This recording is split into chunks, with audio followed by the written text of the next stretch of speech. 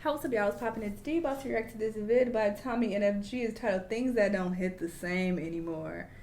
So many things, but I'm curious to see what he mentions. Let's watch. Everyone living has certain things that help get them through life. Sometimes these things can be positive. Like, I don't know where I'd be without my daily coke intake. I wouldn't be able to do content if I stopped. Other times, these things can be negative. But every once in a while, something happens to something you used to cherish that makes you feel more satisfied. So we're going to be looking at an array of things that just don't hit the same anymore. And of course, we gotta start off with games. Now look, I'm not one of those people that says all new games are trash and we need to go back, but like, Fortnite, there's no one that can tell me otherwise that Fortnite still hits the same as it used to. I feel like everyone remembers exactly where they were in life when Prime Fortnite was hitting the streets. And for some reason, a lot of people were just doing great in life. We all remember the exact moments from the first Christmas event. If you were in school, you were coming back from winter break, playing for however long you could before you had to go back. We all remember the first live event with the rocket. No one would ever suspect a game could do something like this while being how multiplayer Fortnite was. And just the sheer amount of content and content creators have produced was unmatched. We all remember Ninja's run. Ninja was having a generational run, and a lot of streamers got to give credit to the guy. Like, I know nowadays he's just known as that bitter guy that milks memes. But I'm not gonna lie, I would have never thought to watch Twitch before Ninja came on the scene. Not only was he one of the first people to start making streaming mainstream, he was the first one to bring the celebrity world to something that was previously seen as nerd. Nowadays, some celebs are literally praying to be on a Kai Cenat stream to get their numbers back up, and to think none of this would have happened without Fortnite, or at least as fast as it did. But nowadays, I don't even know what the f be going on in Fortnite. Like, I understand they have to constantly be evolving and can't stay OG all the time, but why the f is there a Guitar Hero now in Fortnite? They just stole a whole other game and said, F it, we need to make profit ASAP. I knew Fortnite was gonna go downhill though as soon as they added that mech. If you were there for this, you would understand the PTSD you would get when you saw this giant flying machine stomping people all over the map. It was damn near unavoidable. I don't even know why they would add this to the game. And you could use the mech in pro tournaments, so pro players were losing potential tens of thousands to it. Nowadays, it seems like the developers of Fortnite don't even know what Fortnite is supposed to be anymore. Like, for the last 3 seasons, one of them was more assassin and spy themed. The next one was Greek god themed, and you could get smited by Zeus's fucking self. And the most recent one is now completely Dune and Fallout themed. Like, what is happening? I already know I'm about to get somebody going. Well, actually, Tommy, all the themes are perfectly coincided through the storyline, so it's perfectly the themes. Ain't no one know what's going on in the Fortnite lore. I remember at first you could actually follow what was going on with the storyline, which was kind of cool. But now they're on season 30. At this point, it'd be easier to watch all of One Piece than learn the Fortnite storyline. I could bet 100 Fortnite mega fans 10 bands to tell me the full storyline, and they would all lose. I feel like the problem would be solved if they slowed down releasing their seasons. They release a new season every 2 or 3 months now. If they did them like twice a year, it would have been more impactful, and maybe some people would keep up. A game that can't keep up though is the entire Call of Duty franchise. OG Call of Duty games had some type of charm to them that can't be matched. With every new game, they were adding different things that were innovations only Einstein could think of. This is interesting to take in because I'm gonna start my gaming career soon. You know, I'm gonna start gaming. I've been looking up like different systems and stuff. This shit is expensive, and then it's like I gotta find the space for it. It's not the most practical, but I'm figuring out the logistics of everything to prepare for Grand Theft Auto because that's when I'm gonna make my debut. Talk about so much, but Zombies was where their innovation was at peak for me personally. Like, people thought the first Black Ops Zombies was cool as already in itself. They had JFK. I'm gonna be so ass though, just a disclaimer, because I don't play games literally at all.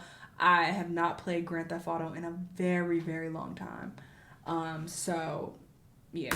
In the intro gunning down zombies, you can't get cooler than that. But when Black Ops 2 came in, they started adding all different types of lore, maps, weapons of destruction that you could build with your hands. It was the equivalent of the Industrial Revolution. That's how I've experienced playing it though. And the maps in the older games were so iconic. You could have never played a Call of Duty game in your life, but you're gonna know Dome or Rust. It's still a golden standard to this day that every beef is settled with a 1v1 on one of these maps. And the amount of creators that make careers off it, just like Fortnite, I mean, FaZe at this point is globally known. Nowadays, COD doesn't even hide that they're trying to make a quick buck with their new games. Tell me in what world a new Call of Duty game is worth $70 And after taxes and fees, it's damn near $75. It would be worth it if they were adding some new type of innovation, but shit's been the same for years. And the worst part about it is, let's say you want to play something like Warzone, which is free to the masses. Well, guess what? You can't use the good guns from the game unless you buy the official game. It really makes me miss the times when you could buy a game and it couldn't be digitally altered by the devs. It should be criminal to be able to update the meta like this in a snap and make all the other guns useless. I've said my piece on games though. The next thing we got is cable TV. Cable TV got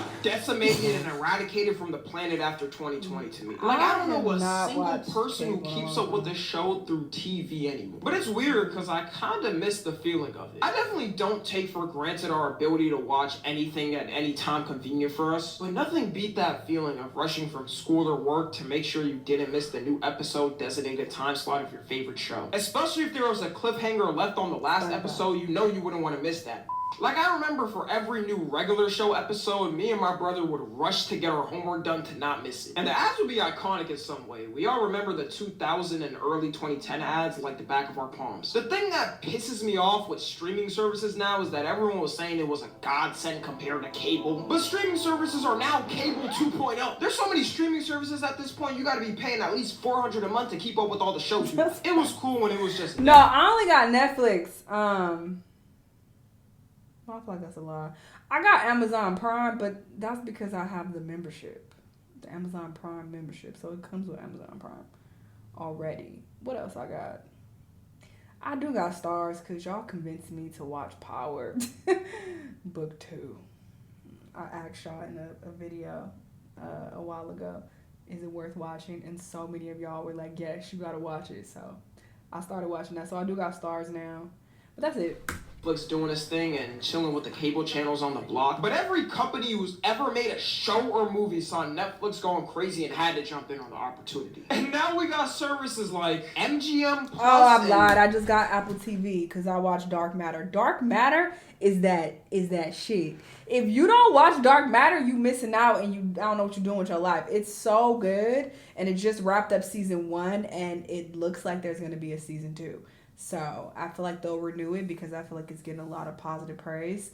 And if you've read the book, it's way better than the book, which is so fascinating because I feel like most times the book is better. Like most of the time, usually when they come up with a movie or like a TV show, it's not nearly as good because they're able to cram way more detail into a book. But for some reason, in this case, I think the show is even better. I didn't really care for the book that much. I feel like they wasted too much time. This is like a Dark Matter review. They wasted too much time, like trying to explain the complexity of the science behind, the little box that he, created or whatever in order to travel to different universes. So that got boring for me personally because it's about like quantum physics and whatnot, which I don't want to read about that in great detail. And then the character development is lacking in the book. I didn't give a fuck about the characters in the book. I didn't care who died. I didn't care who got fucked over. I just didn't care about none of them niggas. So that was a huge flaw. But when it's translated to, TV, the actors are in full control of how the character comes across. And it's great acting in the show. So that's why I feel like the show is better. They cut some of the science jargon out. For TV, obviously they gotta shorten it. So that was a plus. And then the characters, I actually like the characters better in the show. And also they made some changes, some crucial changes that were not in the book that I feel like are for the better. Like several things are different. If you read the book and you watch the show, you know what I'm talking about. They just made some changes for the better. Anyway, I'm trying to talk to a minority. I don't know how many of y'all read the book and watched the show. PBS Living? But anyway, in short, check out the show. You don't even need to read the book. It's irrelevant. just watch the show. A single person for me who subscribed to MGM Plus or PBS Living. And while we're here, we can also add childhood networks on this as well. It's sad to know that kids don't even watch Cartoon Network, Nickelodeon, or Disney Channel anymore, and are instead watching Lanky Box and Skibbity Toilet videos on YouTube. The amount of time these networks carry childhood TV needs to be studied. Whether you watched in the 90s, 2000s, 2010s, they were all good shows that were cooked up to the masses. Like, we genuinely have to sit here and think that none of the future generations will ever ever I can't have wait to one of watch these Joker. It's shows about to to come go out, over right? that were amazing. And this downfall was bound to happen with all these weirdos and creeps working on these shows. Like, there are YouTubers and streamers that get more monthly views than these channels now. Eventually, sometime in the future, these channels are going to have to permanently shut down, and it's going to be very sad. And with the shows some of these networks actually got that are good, they're just milking them to death like SpongeBob. And just recently, Cartoon Network announced they're going to bring Regular Show and Amazing World of Gumball back. I'm just praying that they do it right and don't f*** it up. Like, they really don't know what's at stake here. It's my whole childhood. The next thing we got is Minecraft YouTubers. Man, growing up in Minecraft's prime with Minecraft YouTubers in their prime was a different type of life. I remember on YouTube when a new song would drop and you would get the guaranteed 1, Alvin and the Chipmunks remix, or 2, the Minecraft parody remix. I don't know how they were directing and recording these remixes so fast, but a new song could drop the day before and there was a Minecraft remix the next day. And since Minecraft was new and still innovating, there were so many new different types of games coming out for it that could be recorded. My favorite by far was Cops vs. Robbers. I was watching vids on it every day. Sky Does Minecraft before the crash out was really cooking up with these vids going crazy. You would tune in to watch your favorite Minecraft YouTuber playing Hunger Games with their friends, but all of this sadly died with the I never watch Roblox, so I don't care about this. I think Dream's whole come up trying to fight for their spot. Or at least that's how it's supposed to be. Nowadays, it seems to say a joke that's a little wild and try to sniff it. By far the most possessive and parasocial YouTuber fan base. Who would, when they would have the chillest and coolest fan bases that everyone wanted? Cut to now and no one wants a Minecraft YouTuber fan base. Who would, when they would draw you in some type of weird sexual fan art with your friends? They're gonna try to track down every location you've ever visited in your life. Find the seat you sat in school as a kid and try to sniff it. By far the most possessive and parasocial type fans to ever exist on the internet. Even Dream himself doesn't like his fan base. They try to cancel him like 50 times. And Minecraft YouTubers gotta have the fans to ever exist. You do so much as say a joke that's a little wild and they turn their back on you instantly. Dream's whole crew completely altered the title of being a Minecraft YouTuber. When people think of the concept of Minecraft YouTuber, they're now thinking which title do they hold? Groomer, pedo, or sexual assaulter? If I was a Minecraft YouTuber, I wouldn't even want the label of being one. And last we got is rappers, specifically underground. A lot of weirdos who have come out, they were like involved in Minecraft.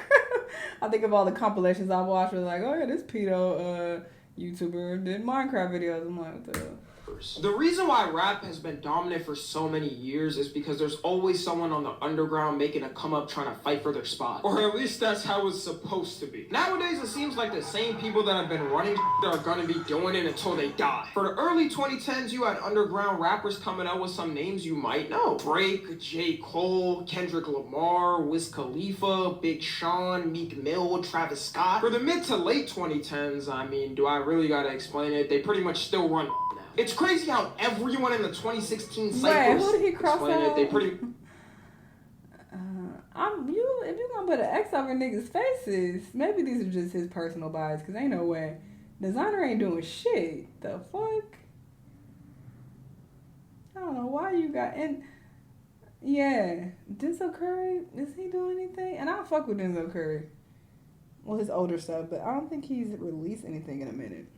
Much still run now. It's crazy how everyone in the 2016 cypher is still relevant as ever now. Everyone was always keeping up with whatever shenanigans was going on with them. I would genuinely be interested in some dumbass beef going on with X, especially since I was such a huge fan of him. And the music was innovative, new, and different for each artist, which is why their fan bases were so strong. We all remember every kid thought they were emo after listening to a Juice WRLD song. We all remember every kid thought they could run the hood after listening to 21 Savage. We all remember every kid thought they were a little gay after listening to Uzi. Or is that new Uzi? I honestly don't even know anymore. Cut to now and I don't even keep up with any of it going on anymore. A lot of the new underground rappers are genuinely just ass to me. People will tell me to react to it on stream and I feel appalled at the fact I was recommended it. I'm not even saying all the songs are bad. I'll like some every once in a while. But there's such a difference between the past and now that's very noticeable. I blame Tic Tac because a lot of these rappers are trying to release a song that works for it and not actually trying to build a stable career that could go on for many years. Maybe yeah, you're copying another rapper's flow like a ninjutsu, when before you had to be unique with your sound to make a stand. And I'm gonna end it right there. I feel like people always say this though. They're always saying that, oh, rap used to be better or this used to be better. I feel like a lot of that comes down to nostalgia. Like, we just prefer things in the past.